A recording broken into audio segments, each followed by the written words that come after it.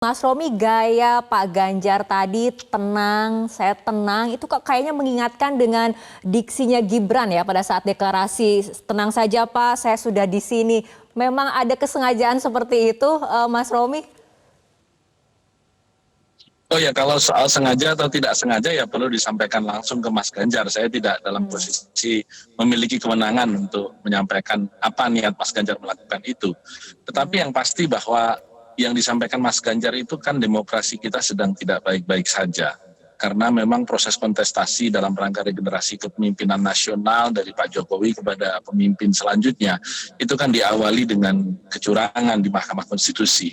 Dan itu sudah dibuktikan oleh sidang MK-MK yang memutuskan ada pelanggaran etik berat.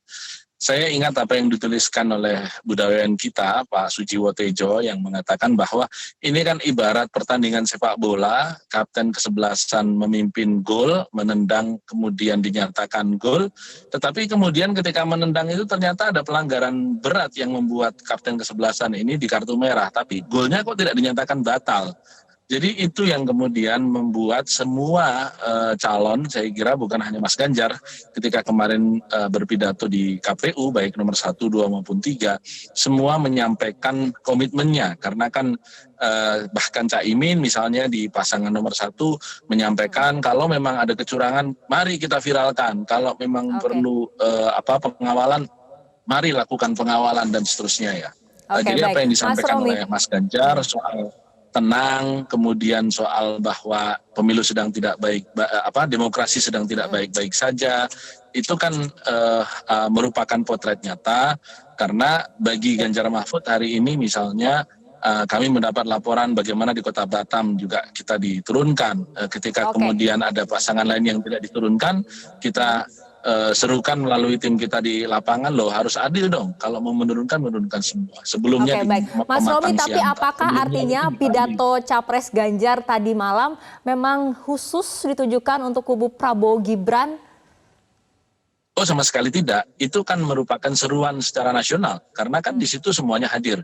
Semua pasangan hadir, semua ketua umum hadir, rakyat Indonesia melihatnya secara langsung melalui saluran virtual di televisi atau di YouTube, dan semua adalah keterbukaan yang disampaikan seorang calon pemimpin nasional ke depan, siapapun yang nanti akan terpilih. Tetapi bahwa konten atau isi seruannya itu adalah bahagian dari keprihatinan yang juga ditunjukkan dengan baju hitam yang dipilih oleh Mas Ganjar dalam beberapa kesempatan, bukan hanya tadi malam, itu kan menunjukkan memang ada mendung dalam demokrasi kita yang juga diserukan oleh Bu Mega, oleh Pak Surya Paloh, begitu ya, dalam beberapa pidatonya terakhir ini, bahwa memang kita harus semua sama-sama kawal.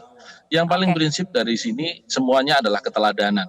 Karenanya saya serukan gerakan anti kemunafikan. Jangan sampai pemimpin itu apa yang disampaikan di depan berbeda dengan apa yang dilakukan di belakang.